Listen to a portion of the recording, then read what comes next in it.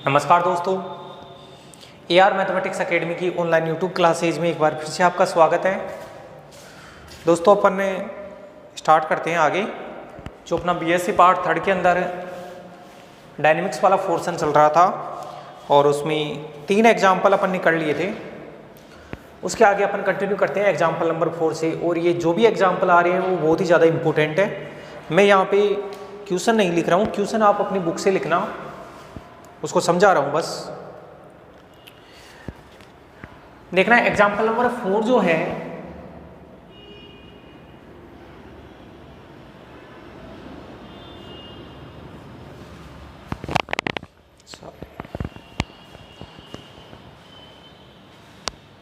ठीक है, okay. Example number 4 जो है वो है कि एक छल्ला जो एक पतली लंबी चिकनी छड़ पे फिसल सकता है, छड़ के ओ सिरे से D दूरी पे स्थित है। क्या कहना चाहता है? मान लो कि दोस्तों ये कोई आपकी छड़ है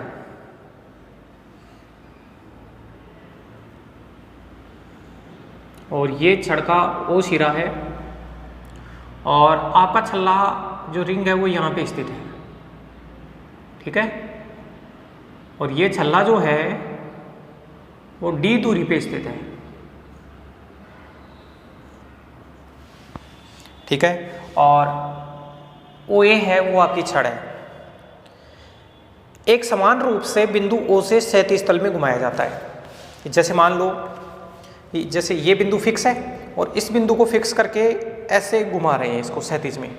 तो अब बोर्ड पे तो क्षैतिज बना नहीं सकते, ऐसे रोटेट करेगा क्षैतिज में। तो मैं यहाँ पे मान लेते हैं कि भाई किसी समय t पर इस छड़ की पोजीशन ये हो जाती है।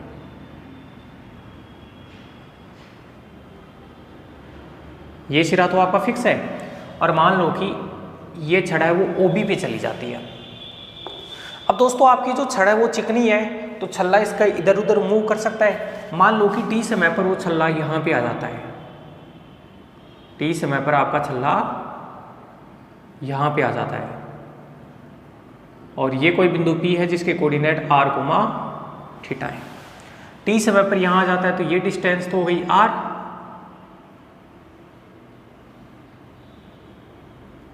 और ये जो एंगल है ये एंगल है वो कितना है? थीटा।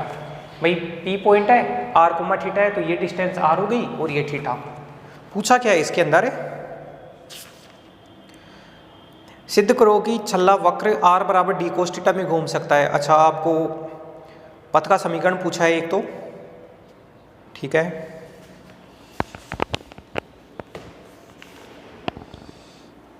तो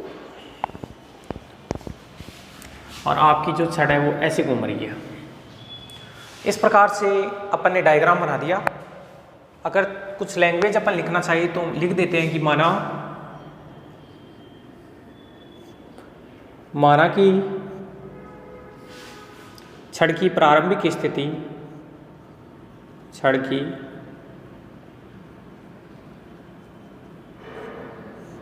प्रारंभिक स्थिति, अच्छा इसको नाम दे देता हूँ M।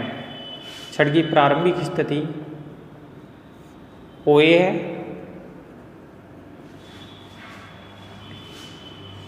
छड़ के O सिरे से, छड़ के O सिरे से D दूरी पर, छड़ के O सिरे से D दूरी पर एक छल्ला रखा हुआ है। एक छल्ला रखा हुआ है, D दूरी पे एक छल्ला रखा हुआ है, ठीक है। माना छड़ की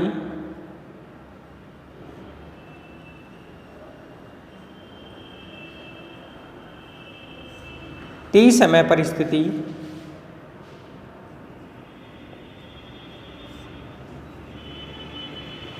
मान लो t समय पर छड़ की स्थिति OB हो जाती है, OB हो जाती है तथा छल्ला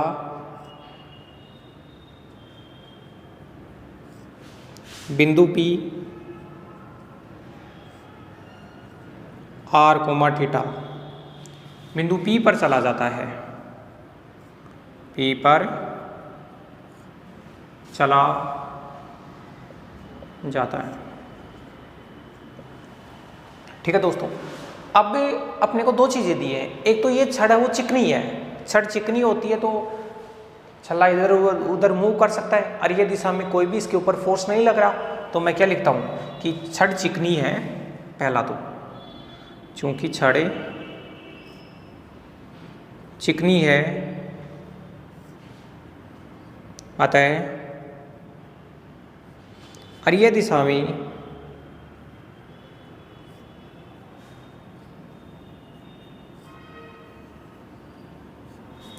छड़ चिकनी आता है और ये दिशा में कोई भी बल कार्यरत नहीं है, कोई भी बल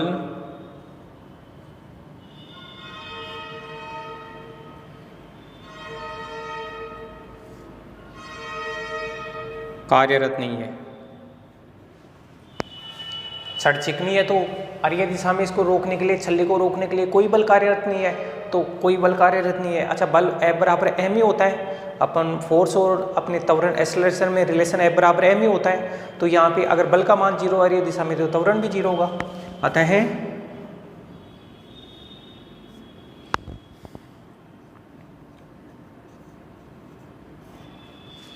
अर्य त्वरण और अर्य त्वरण कितना होता है, r डबल डॉट मतलब d2r upon dt square r double dot minus r theta dot square d theta upon dt का होल स्क्वायर। ये अर्य त्वरण का मान 0 और इसको डाल दिए इक्वेशन नंबर 1। अर्य त्वरण का मान कितना हो गया दोस्तों, 0। आप इसको करो, जो ये लैंग्वेज है वो भी आपको प्रॉपर एग्जाम में लिख के आनी है। ठीक है,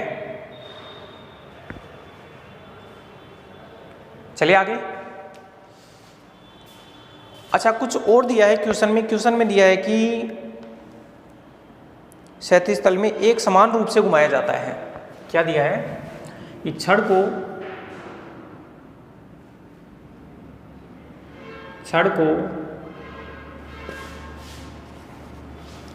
क्षैतिज तल में हॉरिजॉन्टल जो प्लेन है, ऐसे देखो, इसको तो ऊर्ध्वाधर बोलते हैं और इसको क्षैतिज बोलते हैं। छड़ को क्षैतिज तल में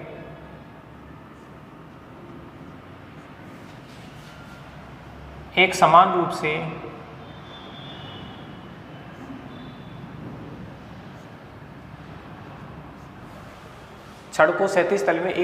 से घुमाया जाता है।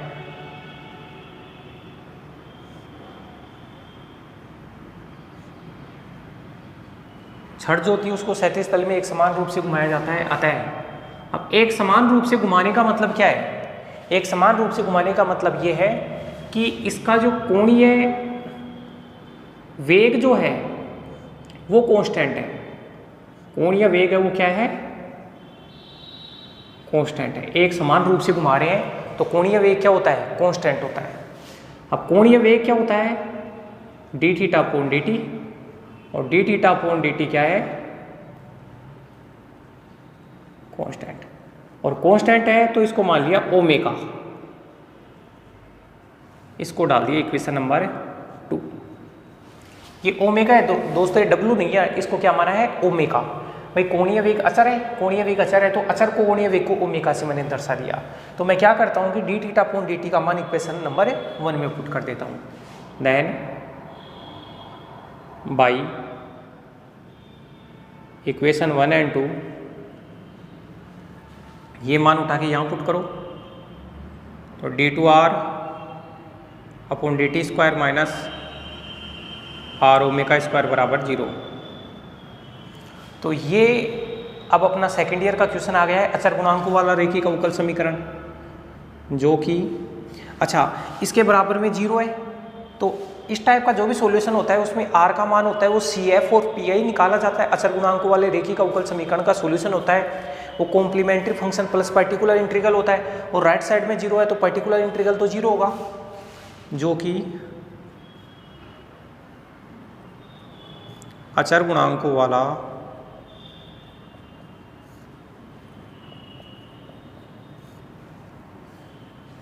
रेखिक अवकल समीकरण है।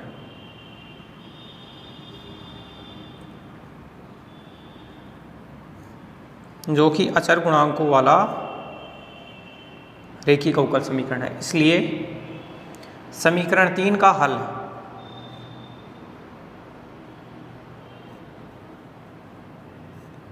दोस्तों, इसका जो सॉल्यूशन होगा वो होगा r बराबर है, भाई एक तरीका तो वो है कि आप इसको ऐसे लिखते D square minus omega square r बराबर 0, वहाँ से d को m में कन्वर्ट करते, m का मान प्लस माइनस ओमेगा आता, c1 e की power omega T plus c2 e की पावर माइनस ओमेगा टी, या फिर इसको हाइपरबोलिक के पदों में लिखे तो c1 cos hyperbolic omega T plus c2 sine hyperbolic omega T, इस प्रकार से। तो मैं डायरेक्ट इसको यूज कर रहा हूँ,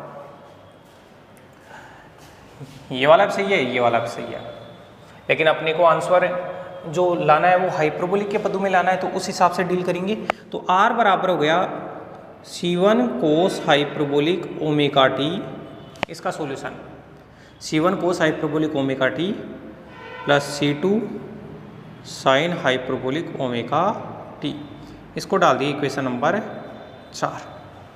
ठीक है भाई, c1 कोस और फिर ये जो कांस्टेंट है वो, और फिर t अपना इंडिपेंडेंट वेरिएबल। अब मेरा जो काम है वो ये है कि ये जो कांस्टेंट है अपने c1 c2 इसकी वैल्यू निकालनी है, और c1 c2 की वैल्यू निकालने के लिए कंडीशन, चूंकि अच्छा कंडीशन लिखने से पहले आप r डॉट भी निकाल लो दोस्तों।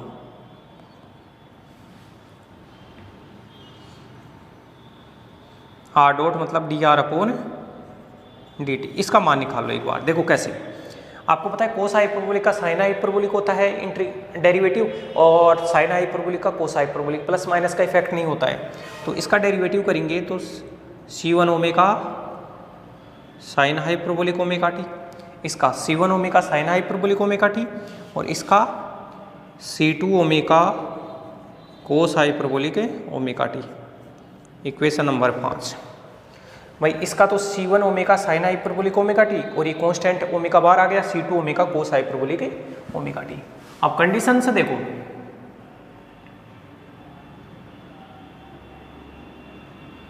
कंडीशंस ये है कि t बराबर 0, मतलब प्रारंभिक स्थिति की बात करें, t बराबर 0 के ऊपर, t बराबर 0 के ऊपर r का मान d के बराबर है। भाई छल्ला स्टैटिक में यहाँ था, तो t बराबर 0 के ऊपर r का मान किसके बराबर है, d के बराबर है। वह r डॉट का मान 0 है, r डॉट का मान है 0 है, क्योंकि छल्ला शुरू में स्थिर अवस्था में था, जब छड़ गति नहीं कर रही थी, तो उस केस में उसका अरीय वेग था वो कितना था, 0। भाई स्टार्टिंग में बात करें, अच्छा स्टार्टिंग में t का मान भी 0 होगा, और वो t का मान तो चलो बाद, थीटा का मान भी 0 होगा, ऐसे भी लिख लेते हैं, थीटा बराबर 0। भाई प्रारंभ के अंदर छड़ यहाँ थी, तो थीटा एंगल का मान 0, टी का मान भी 0, आर क्या है, मूल बिंदु से मापी गई डिस्टेंस, तो आर का मान डी के बराबर था, और जो आर डॉट है, आर डॉट अरे वेग यहाँ, तो यहाँ से निकाल लो, इसका डॉट करो तो ये कांस्टेंट है तो वो 0, वरना ऐसे मान लो कि आपका जो छल्ला था वो इस तरह अवस्था में था, तो उसका अरीय वेग कितना हो जाएगा, 0, या इससे भी डॉट करके 0 बता सकते हैं। अब देखो देन इक्वेशन 4, देखो r का मान तो यहाँ d लो, और t बराबर 0 लिखो, t बराबर 0 लिखोगे तो cos 0 का मान तो 1, तो ये बना c1, और t बराबर 0 से ये साइन तो गायब हो गया, तो c1 का मान तो कितना हो गया, d, इसको डाल दिया equation number 6। And equation number 5 की बात करो, इक्वेशन नंबर 5 क्या कह रहा है, r डॉट का मान 0 लिखो, तो ये कितना बना, 0 बराबर, भाई t बराबर 0 पे r डॉट 0, तो t बराबर 0 इसमें लिखेंगे तो ये तो पूरा गायब हो गया, और t बराबर 0 यहाँ लिखेंगे तो ये बना c2 ओमेगा। देखो पहले तो जो कंडीशन लगाई है वो t बराबर 0 टी बराबर 0 और आर बराबर डी, ये दोनों कंडीशन इसमें लगाई है। और अब की बार ये और ये कंडीशन लगा रहा हूँ यहाँ, तो आर डॉट का मान 0, टी का मान 0 लेने से पूरा खत्म। और ये बना C2 ओमेगा। अब ओमेगा तो 0 हो नहीं सकता, तो C2 का मान कितना है 0 लिख देंगे, चूंकि ओमेगा का मान नॉन जीरो है।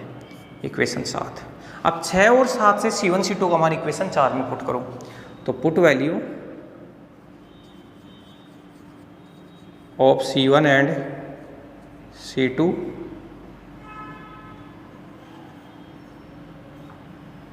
In equation 4। मैं चेक कर लेता हूँ दोस्तों, ये अपने फ्रेम में आ पा रहा है ना? हाँ बिल्कुल ठीक है। अब 4 में पुट करोगे तो C2 की जगह तो 0 पुट करोगे तो ये तो पूरा खत्म। तो ये बना R बराबर है C1 की जगह D कोस हाइपरबोलिक ओमेगा टी, ये आया R का मान, R बराबर D कोस हाइपरबोलिक ओमेगा टी। अच्छा अब ये ओमेगा टी है, इसको भी हटाना है। इसको हटाना है तो मैं यहाँ लिख दूँ थोड़ा सा,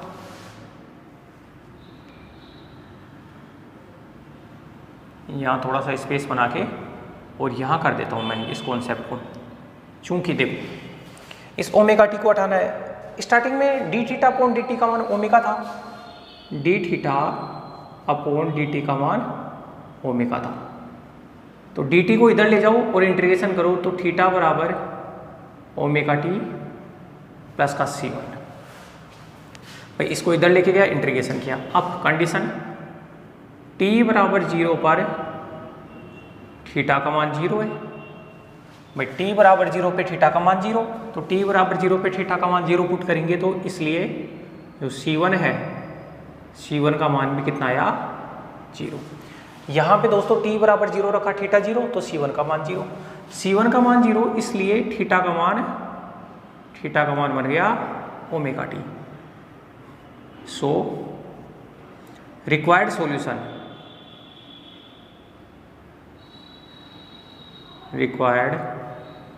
सॉल्यूशन, अब लास्ट सॉल्यूशन लिख रहा हूं मैं। यहाँ से C का मान 0 लिखते हैं, थीटा का मान ओमेगा टी, और यहाँ थीटा का मान ओमेगा टी की जगह थीटा पुट करो, तो ये बना R बराबर D cos hyperbolic theta, R बराबर D कोस हाइपरबोलिक थीटा। और आप इसको बॉक्स में पैक कर दो, ये लो।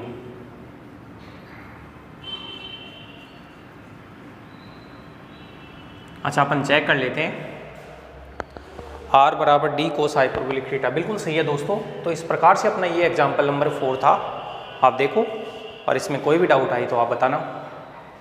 सब कुछ मैंने बोर्ड पे लिख दिया है, और एक बार में इस पूरे क्वेश्चन को अपन ने समझ लिया है।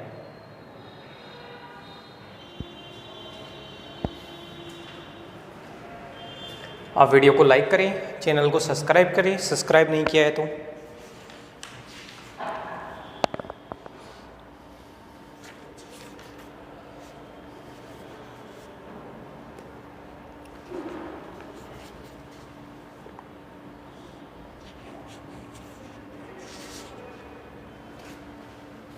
अब अपन एग्जाम्पल नंबर 5 में चलेंगे, करो इसको, देख लो।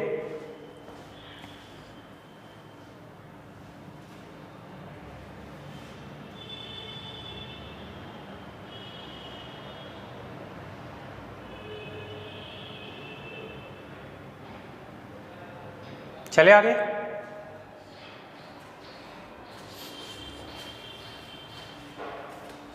जितने भी एग्जाम्पल हैं, 7-8 एग्जाम्पल बहुत इंपॉर्टेंट है।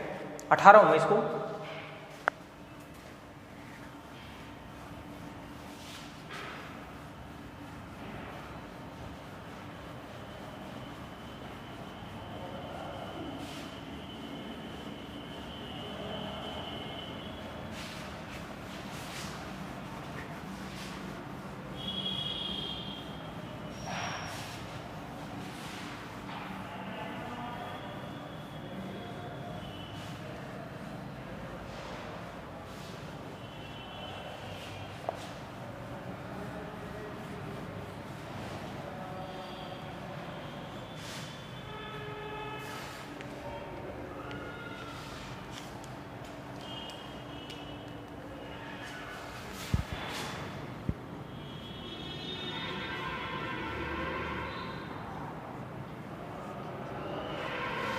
अब दोस्तों अपन एग्जाम्पल नंबर 5 के ऊपर बात करेंगे। ये भी एक अच्छा और इम्पोर्टेंट क्वेश्चन है।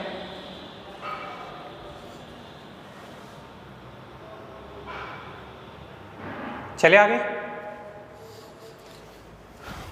अब क्वेश्चन की लैंग्वेज अपने को पढ़ना है कि एक समान वेग v से बहने वाली नदी के किनारे पर स्थित किसी बिंदु A से प्रस्थान होकर एक नाव एक समान वेग से चलाई जाती है। मतलब कोई नदी है और उसमें एक नाव चलाई जा रही है और जिस पॉइंट से अपने को नाव स्टार्ट करनी है वो पॉइंट दे रखा है A। नदी एक समान वेग से बह रही है। इसका मुँह, नाव का मुँह है वो सदैव A के जस्ट सामने स्थित दूसरे बिंदु B की ओर रहता है। तो सिद्ध करो कि नाव के पथ का समीकरण ये होगा और जो भी है। चलो ठीक है। तो कुल मिला के क्या है, क्वेश्चन के अकॉर्डिंग अगर अपन बात करें दोस्तों, अपने पास एक नदी है।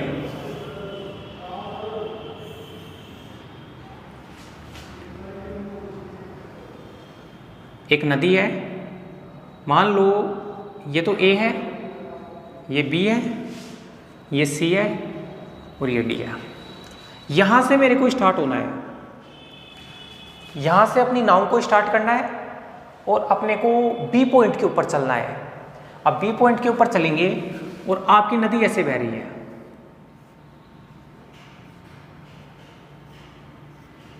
कितने वेग से?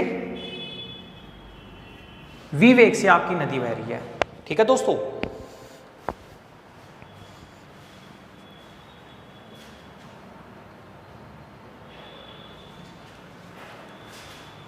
अच्छा, ये लाइन थोड़ा सीधी नहीं बनी तो इसको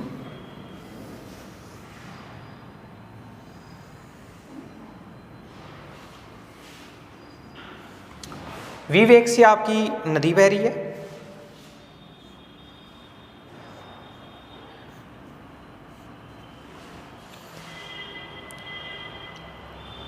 अब देखो आपकी नाव दोस्तों, अब ऐसे तो है नहीं कि आप नाव को स्टार्ट किया और यहां से सीधा यहां चला गया। भाई जो नदी का वेग है वो भी तो नाव को इधर की तरफ ले जाने की कोशिश करेगा, राइट साइड में। तो नाव को आपने स्टार्ट तो इधर किया, लेकिन वो नाव आपकी ऐसे चलती रहेगी नाव। और आप यहाँ से चालू हो गए तो कभी भी बी पे तो पहुँच नहीं पाओगे, क्योंकि बी पे पहुँचना है तो उसके उधर से चलना पड़ेगा आपको। और ऐसे चालू होते ही कुछ यहाँ पे आप पहुँचोगे, क्योंकि आपका जो नदी का वेग है उस नदी के वेग ने आपको इतनी दूरी पे लाके खड़ा कर दिया है यहाँ। तो मान लो कि t समय पे करने, या फिर आपकी नाव जो है वो यहाँ पे है। t समय पे आपकी नाव ये है, इसको मैं ध्रुव मान लेता हूँ, क्योंकि ध्रुव से ही अपनी जो भी दूरियां होंगी वो मापी जाएंगी। तो t समय पर आपकी नाव यहाँ पे है और इसके कोऑर्डिनेट r, θ है।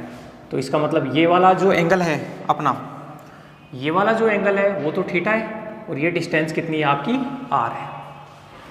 ठीक है। अच्छा, ये यहाँ लिख लेता हूँ p r, θ। ओके। अब दोस्तों यहाँ पे ये तो आपकी नदी का वेग है v, और नाव का खुद का वेग, ये तो नदी का वेग है v इस दिशा में, नाव का खुद का वेग भी तो होगा, जिसकी उस खुद के वेग की वजह से वो जो आपकी नाव है वो नदी को पार करेगी। और मैंने बोला कि नाव का मुँह है वो हमेशा b की तरफ रहता है, ऐसा क्वेश्चन भी अपने को दिया है। तो मैं नाव का वेग इधर है u, ये u तो है नाव का खुद का वेग और v है आपका नदी का वेग। अब देखो सुनो, अच्छा ये अरीय दिशा हो गई और अरीय दिशा के जस्ट परपेंडिकुलर ये आपकी अनुप्रस्थ दिशा हो गई। अरीय दिशा, ये तो अरीय दिशा हो गई और अरीय दिशा के जस्ट परपेंडिकुलर ये बना दिया, देखो परपेंडिकुलर, ये अपनी अनुप्रस्थ दिशा हो गई। ओके। अब क्या करेंगे दोस्तों, अच्छा थोड़ा सा डायग्राम में थोड़े एंगल्स के बारे में और बताना है।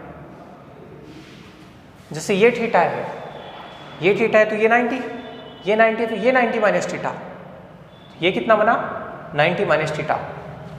अब ये 90 माइनस θ है और अपना स्पर्श रेखा भी अपने को बनानी पड़ेगी। बात ये है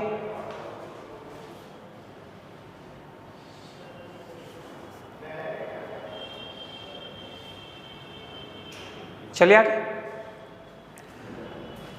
अच्छा ये थीटा, तो ये अपना 90 माइनस थीटा, 90 माइनस थीटा। भाई ये थीटा, ये 90, तो ये 90 माइनस थीटा। अब ये 90 माइनस थीटा, ये पूरा आपका 90, भाई ये π/2 माइनस थीटा और ये पूरा π/2, तो ये ऑटोमेटिक दोस्तों थीटा एंगल हो जाएगा आपका। कितना हो जाएगा ये ऑटोमेटिक है थीटा, क्योंकि इसका योग, ये एक सरल रेखा बनी, तो सरल रेखा के ऊपर बनने वाले जो एंगल्स हैं वो 180 डिग्री के होते हैं, तो ये π/2 माइनस थीटा है, ये π/2 है, तो ये ऑटोमेटिक कितना हो जाएगा आपका थीटा। अब क्या करूंगा, जितने भी अपने वेग हैं उनको अर्य और अनुप्रस्थ दिशा में तोड़ूंगी। तो अच्छा मैं थोड़ा सा जो लैंग्वेज है वो भी लिख देता हूँ। माना कि नदी के सिरे AC व BD है, AC व BD है, तथा नाव बिंदु A से चलना प्रारंभ होती है, तथा आपकी जो नाव है वो बिंदु A से चलना प्रारंभ होती है। T समय पर यह भी माना कि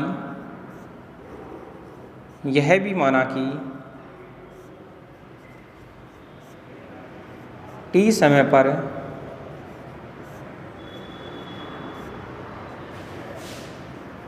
नाव बिंदु P r, थीटा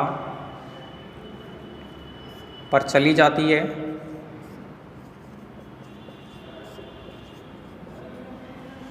अब बिंदु P पर जब नाव यहाँ आएगी तो नाव के ऊपर दो वेग कार्य करेंगे। बिंदु P पर नाव पर दो वेग कार्यरत हैं। दो वेग कार्यरत हैं। पहला तो यह है कि नाव का स्वयं का वेग u, नाव का स्वयं का वेग vu, और u कौन सी दिशा में है, अर्य दिशा में है, या फिर BP के अनुदिश या अर्य दिशा में है।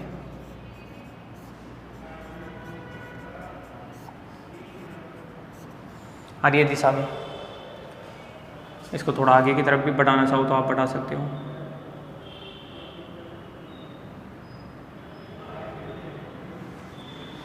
और दूसरा, नदी का वेग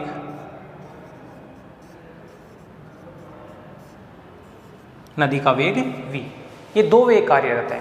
ठीक है दोस्तों, अब अपने को करना क्या है, अपने को ये जो भी वेग हैं उनको अर्य और अनुप्रस्थ दिशा में वियोजित करना है। तो यही अपना काम है। अब सुनो भाई, ये तो अर्य दिशा, तो अपना अच्छा r तो ये डिस्टेंस है, इधर तो अपना r डॉट, और ये तो अर्य दिशा होगी आपकी पूरी।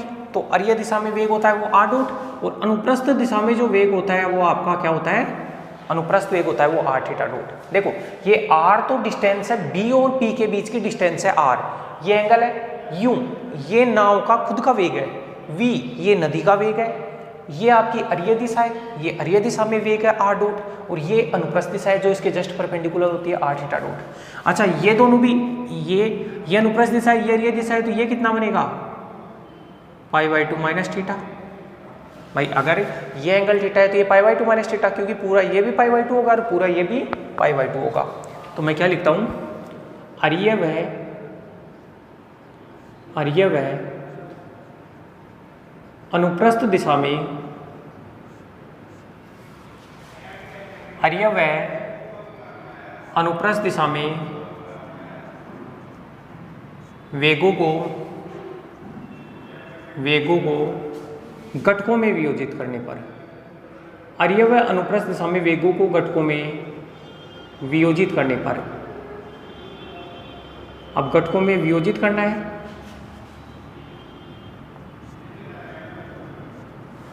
तो आप इसको देखना, अर्य और अनुप्रस्थ दिशा में घटकों में वियोजित करना है। अब अर्य दिशा की बात करते हैं।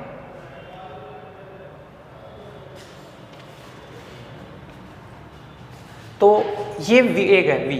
अच्छा, सबसे पहले तो देखते हैं अर्य वेग।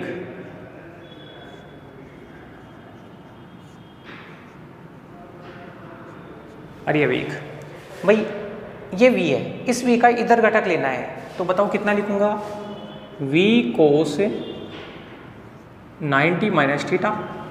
भाई इसका इधर घटक ले लिया, बीच का एंगल cos 90 माइनस, और ये v का इधर घटक लूंगा तो ये तो v का है, v cos 90 माइनस थीटा। या फिर ऐसे मान लो कि ये इधर है, ये उधर है, अपोजिट है, तो माइनस का u कर दो। या उससे अच्छा है कि इस वाले u को इधर लेके आओगे, इसको इधर लेके आओगे, तो 180 लिखना पड़ेगा आपको।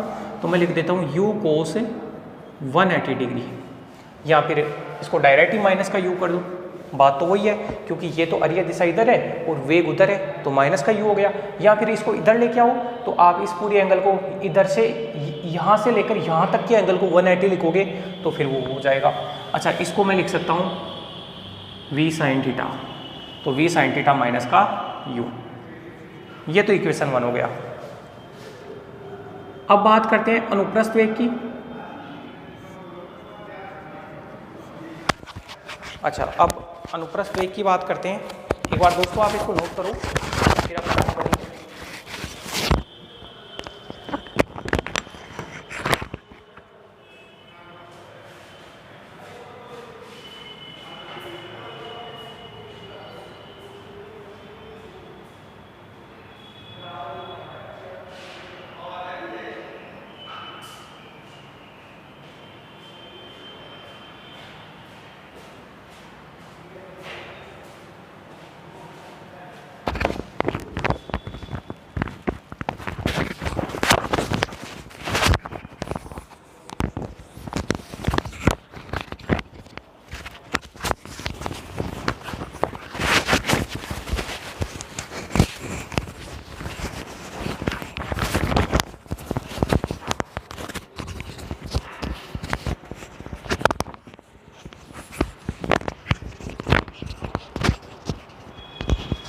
ठीक है, चले आगे।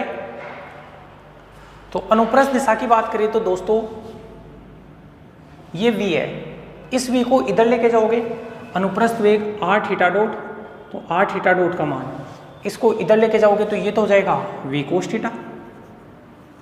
और इस वाले वेग को इधर लेके आओ तो बीच में एंगल 90 रह गया, तो आप क्या लिखोगे, u कोस 90। भाई अभी तो अर्य दिशा में तो इसको इधर ले आए थे, इसको भी इधर ले आए थे। अब अनुप्रस्थ में इसको इधर लेके जाएंगे तो v कोस थीटा, और इसको इधर लेके आएंगे तो u कोस 90।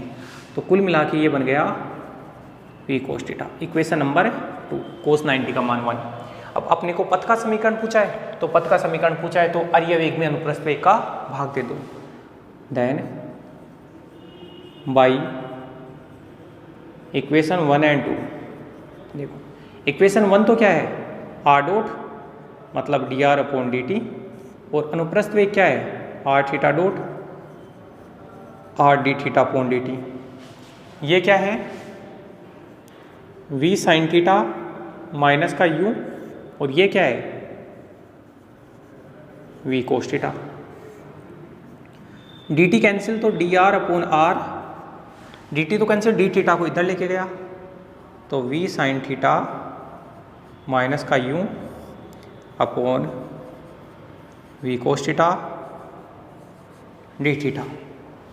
ठीक है, अब मैं इंटीग्रेशन करूंगा तो एक बार थोड़ा सा पहले सोल्व कर लेता हूँ। डी आर अपॉन आर बराबर ये बना टेन थीटा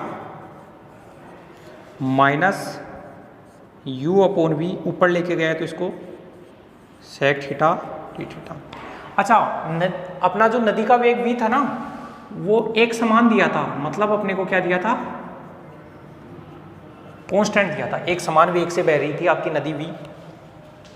अब दोस्तों इसमें ये हो रहा है कि भाई नदी का वेग कुछ ना कुछ तो होगा, तो नाव को इधर तो लाएगा ही, वो सीधी सी बात है। अब यहाँ से both side integration, both side integration, दोनों तरफ इंटीग्रेशन करोगे तो ये तो बनेगा log r बराबर टेन थीटा का log tan theta plus sec theta minus का u अपॉन वी और सेक थीटा का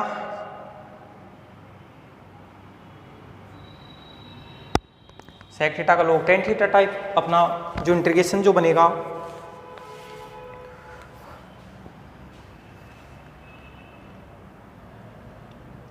sign theta upon cos theta tan theta you minus okay ten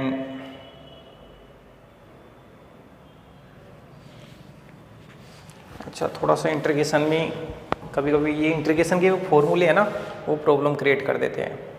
हाँ तो दोबारा से देखना यहाँ ये बन गया log r बराबर टेन थीटा का दोस्तों इंटीग्रेशन होता है वो log sec थीटा होता है, कभी कभी ध्यान से निकल जाता है ये। टेन थीटा का होता है log sec थीटा, क्योंकि log sec थीटा का अवकलन करेंगे तो 1 अपॉन sec थीटा, फिर sec थीटा टेन थीटा, तो sec थीटा कट गया तो टेन थीटा आ जाएगा माइनस u अपॉन वी और sec थीटा का लिखूंगा log sec theta plus tan theta और constant of integration log c। आप यहां तक उतारो और यहां तक कोई भी डाउट है तो आप बताइए दोस्तों, वरना फिर अपन आगे चलते हैं। ओके अच्छा एक स्टेप यहां से और लिख सकता हूं मैं, यहां से log r बराबर log सुनो ये क्या है, अब log m plus log n की प्रॉपर्टी लगाऊंगा तो ये बनेगा log c sec theta upon log की प्रॉपर्टी है ये आगे आ गया उसको पावर में लेके जाओ तो sec थीटा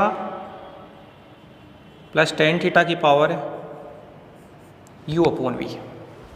देखो एक बार log c sec थीटा और sec theta plus tan theta की पावर u अपॉन वी, क्योंकि ये नेगेटिव है तो 1 अपॉन में चला जाएगा भाई, log m अपॉन n को log m minus log n लिखा जाता है, तो ये c sec थीटा और ये यहाँ आया और log को कैंसिल आउट किया तो कुल मिला के r का जो मान आया वो आया c sec थीटा और ये क्या है sec theta plus tan theta की पावर u अपॉन वी। इसको बॉक्स में पैक कर लो और ये आपका पथ का समीकरण है, ये जो भी अपने को पथ का समीकरण रिक्वायर्ड था वो है। देख लेते हैं अपने नाव के पथ का समीकरण है ये बिल्कुल r बराबर c sec theta plus tan theta की power u upon we.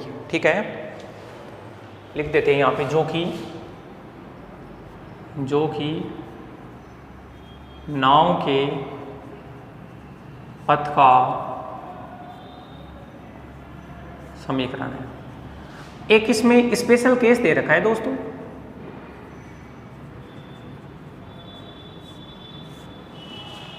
Special case क्या दे रखा है कि अगर मान लो u बराबर v हो जाए, नाव का वेग और नदी का वेग बराबर हो जाए तो क्या बनने वाला है, तो ये पथ कैसा बनेगा, तो मैं लिखता हूं इफ u बराबर v हो देन तब इसमें u बराबर v लिखोगे तो r का जो मान आया c sec theta upon sec theta plus tan theta, u बराबर v पे ये तो 1 बन गया और r बराबर sec थीटा का भाग दिया तो ये 1 plus tan theta upon sec theta, तो ये बना r बराबर c 1 plus sine theta upon cos theta, तो sine theta cos theta cut गया, तो कुल मिला के c के नीचे r को नीचे ले आता हूँ इसको यहाँ, तो c अपॉन r बराबर 1 प्लस साइन थीटा। और दोस्तों ये अपना एक परवलय का इक्वेशन होता है, परवलय का इक्वेशन होता है अपना पोलर फॉर्म में r और थीटा के फॉर्म में, तो मैं लिख देता हूँ which is equation of A parabola, ये पैराबोला का इक्वेशन है। अच्छा क्या पूछ रहा था लास्ट में, हाँ बिल्कुल पैराबोला का इक्वेशन ही पूछ रहा था। और ये जो इसका ध्रुव मूल बिंदु लिया था वो इसकी नाभि को दर्शाता है। कहाँ लिखे, which is equation of A parabola. और लास्ट में ये भी लिख देना, एक लाइन और लिख देना, ये अपना C अपॉन R बराबर 1 प्लस साइन थीटा पैराबोला का इक्वेशन आ गया। लास्ट में ये भी लिख देना कि तथा बिंदु B और बिंदु B को आपने ओरिजिन लिया है 0 0, परवलय की नाभि है, परवलय की नाभि है। तो इस प्रकार से दोस्तों अपना ये जो एग्जाम्पल नंबर 5 था वो समाप्त होता है। तो बहुत ही इम्पोर्टेंट एग्जाम्पल था। इसमें आपकी जो नाव एक समान, नदी एक समान वेग v से बह रही थी, नाव का वेग u था। पहले मैंने क्या किया कि t समय पे आपकी नाव यहाँ आई, ये अरीय दिशा अनुप्रस्थ दिशा, तो इस वेग को और इस वेग को पहले तो अरीय दिशा में लिख दिया, फिर अनुप्रस्थ वेग दिशा में लिख दिया। ये दो इक्वेशन अपने को प्राप्त हुई। नाव के पथ का समीकरण पूछा था, जब भी पथ का समीकरण पूछना है अरीय वेग में अनुप्रस्थ वेग का भाग देकर थोड़ा सा सोल्व करके इंटीग्रेशन करके यहाँ तक आ गई। तो ये तो अपना नाव के पथ का समीकरण हो गया। और फिर बाद में एक स्पेशल केस और दिया था कि अगर नाव का जो वेग और नदी का वेग सेम हो जाए तो क्या होने वाला है, तो u बराबर v पे अपन थोड़ा सा और इजीली ये सोल्व हो गया और यहाँ पे आया। ये एक which is the equation of A parabola, ये पैराबोला का इक्वेशन होता है और ये जो b पॉइंट होता है वो पैराबोला की नाभि को दर्शाता है। तो आप देखिए इसको। इसी के साथ में मैं इस लेक्चर को समाप्त कर रहा हूँ। तो ये 5 एग्जाम्पल हो गए, इनको अपनी कॉपी में अच्छे से नोट करना। चैनल को सब्सक्राइब नहीं किया सब्सक्राइब करो, वीडियोज़ को लाइक करें, बेल आइकन को दबाएं जिससे जो भी न्यू वीडियोज़ होती हैं उसकी नोटिफिकेशन आप तक पहुँचे। ठीक है दोस्तों, धन्यवाद।